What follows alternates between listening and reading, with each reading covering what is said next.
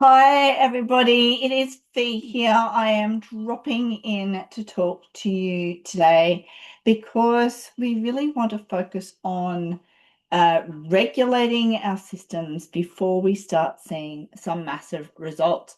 And in order to prepare for our little chat today, I had a read through your submissions for those who have filled out the pre-challenge survey. And thank you for being so honest for those who did complete the survey. And I'm going to be honest, the the theme was very, very similar across all of the entries. So that's an interesting place to start because number one, I mean, it certainly makes my job a little bit easier in guiding you because I feel like you are all very much on the same path and really talking about toning up and reducing inflammation or bloating or improving your habits, whatever habit is that you need to focus on over these 21 days and really building consistency. And I really want to remind you that our Reset 21 is all about those foundational steps. Now, if you did the reset in January,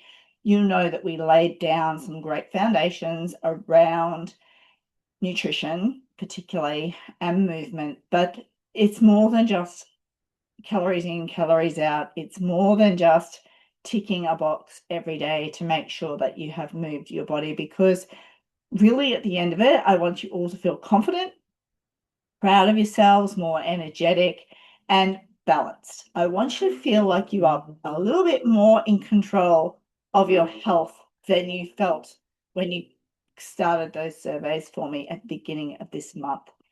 And a lot of you mentioned things like lack of energy, struggles with sleep, stress, juggling the family commitments. Some of you are having hormonal shifts, whether that be through pregnancy or perimenopause or menopause. You all have a bit of a hormonal swing going on. Many of you, time management is the other thing when we have so many balls in the air, and that does make consistency feel a little bit of a challenge. But I know that when we talk about challenges like this, as in the reset challenge, we're kind of focusing on results. But the truth is that the results really only become available to us when we regulate our bodies. And so today's conversation is exactly that. It's regulation before results. And when you did your responses, some of you have been working towards these goals for some time. But this just tells me something really, really important. It's not that you're lacking motivation, not at all.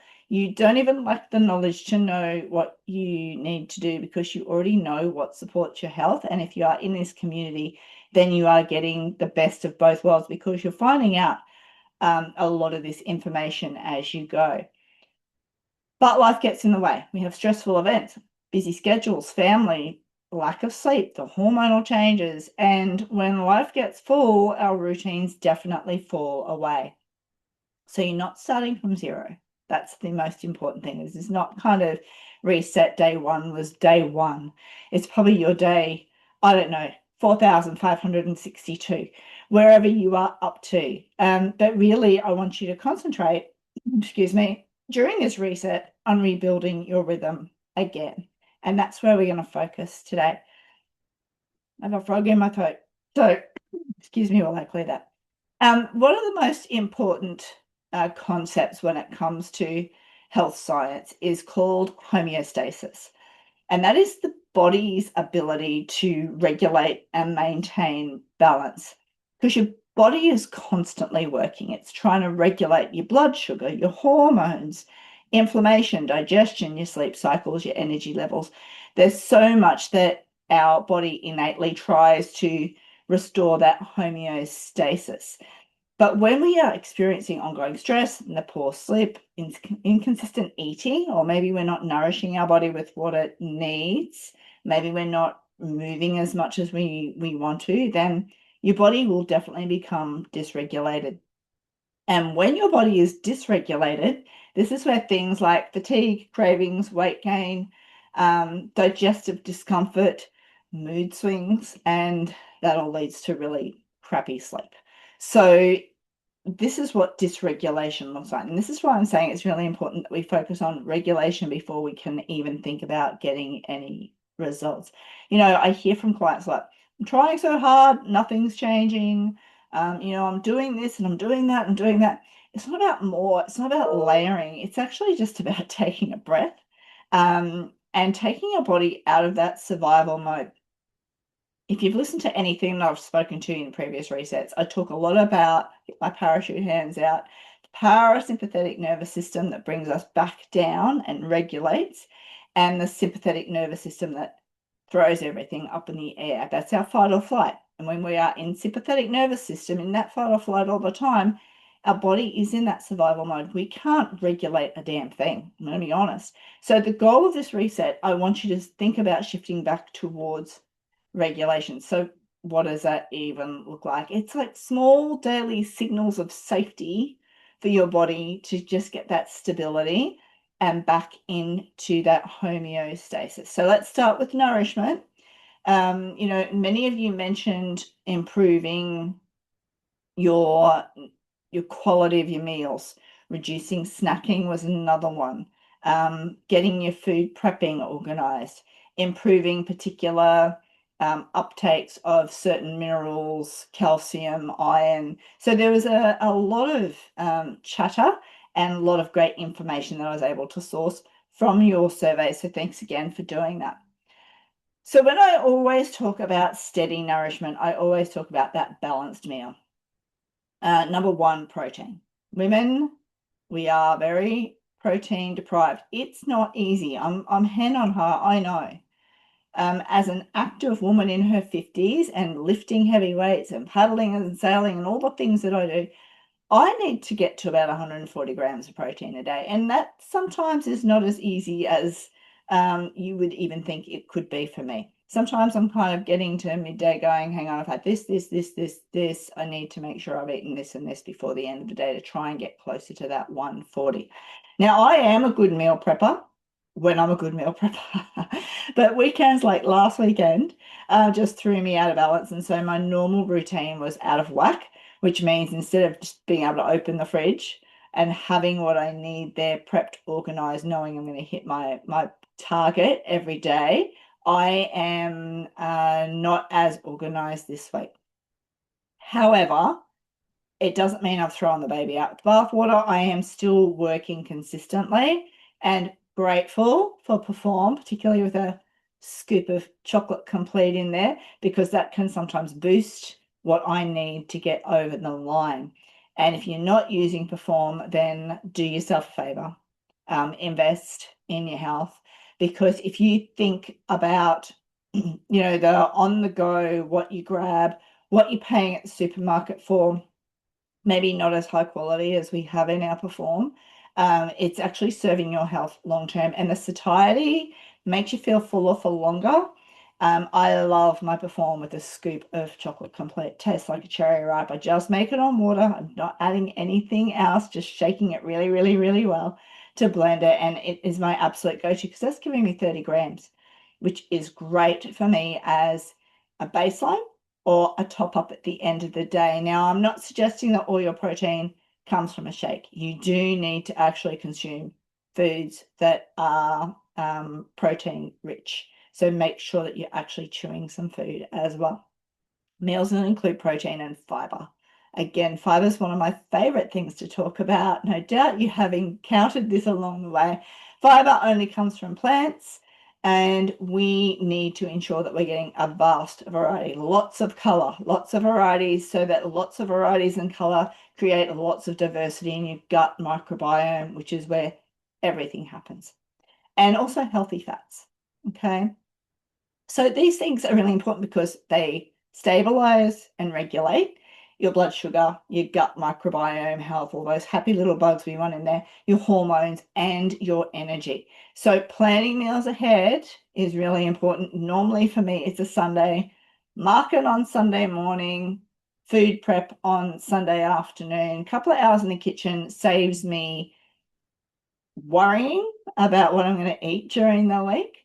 But also I can just get super organized. And even if I'm not prepping full meals, I'm at least washing chopping all my vegetables and salad items. Sometimes I will even pre-cook things like my mushroom, capsicum, onion, garlic, things that I love to throw in an omelette, will already be pre-chopped, sometimes pre-cooked in a jar in the fridge. So when I'm whisking my eggs, all I have to do is add a little bit of that, and I've saved myself so much time. So it's just finding little hints and tips that can really, really help you along the way. Now, movement, get your steps up. Okay, if you're not getting 10,000, 12,000 steps a day, this is where I want you to start. And if it means getting up 30 minutes earlier in the morning or going for a walk around the block a few times after dinner, which I absolutely encourage you to do, then, it's just a matter of building that in. If you got kids, take them with you. If you got a dog, the dog's going to be happy to be going out again for I can't say the word because the beagle's here, for a walk. But it's just getting to the basics and then build from there. Build up your fitness habits, build up your strength workouts, build up body weight strength. But first of all, let's focus on the steps, okay?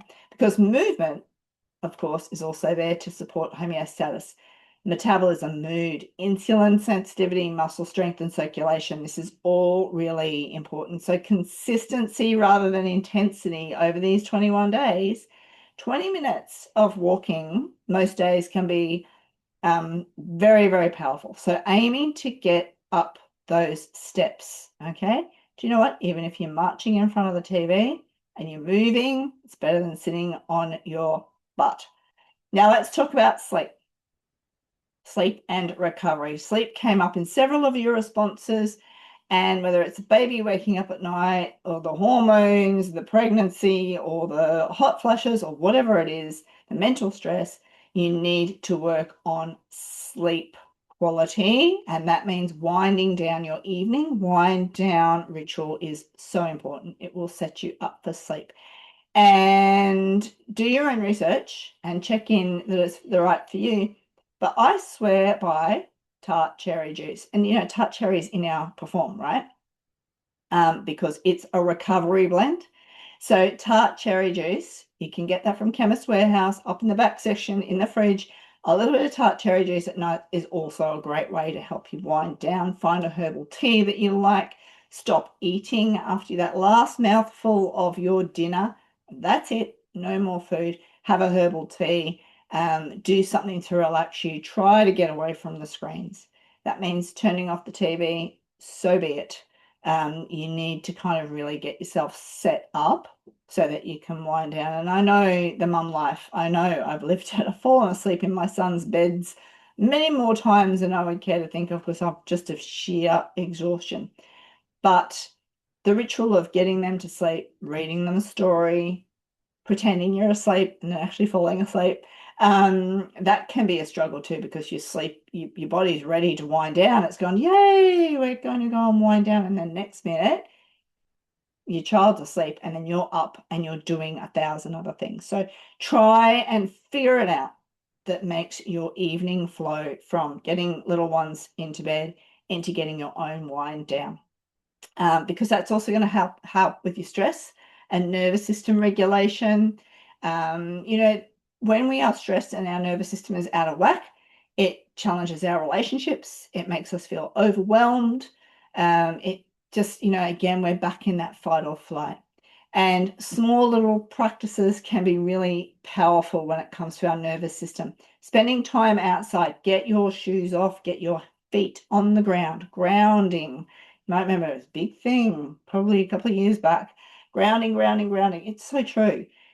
For me, when I'm feeling like, I will go out to my backyard and just lie down on the grass and just stare up the sky and take a few deep breaths and just let Mother Earth take on some of my energy, and in exchange, I take on hers. So it's that energy exchange between nature, just as we have energy exchange between people. Breathing exercises, fresh air, the ocean, the positive ions from crushing waves and rocks, if you can get anywhere near a beach. It's why the beach is always the place where we kind of love to get that positive vibes. Stay close to your community, ladies. You know, encourage each other, be each other's cheer squad. Make sure you're being seen, not just as the group cheerleader. I want you to be seen. I want you to be in there sharing, because that's where accountability comes in too. I don't want to layer on another thing for you, but try and post in our group and let the support be there for you as much as you are giving support. Share your challenges, and we're going to support each other along the way. And just take a moment to think about, what does success even look like? Maybe it is better sleep. Maybe it is a little bit less bloating or steadier energy. Maybe it's an improved digestion for you, fewer cravings, finding that bedtime routine, whatever it is. So I hope whatever you take away from here today, it's, you're not trying to fix a broken body. Your body is incredibly intelligent. And when you nourish it and give it the movement, the rest and support it needs to regulate and come back into homeostasis, your body feels safe and supported, and results will follow naturally. So I hope that has helped.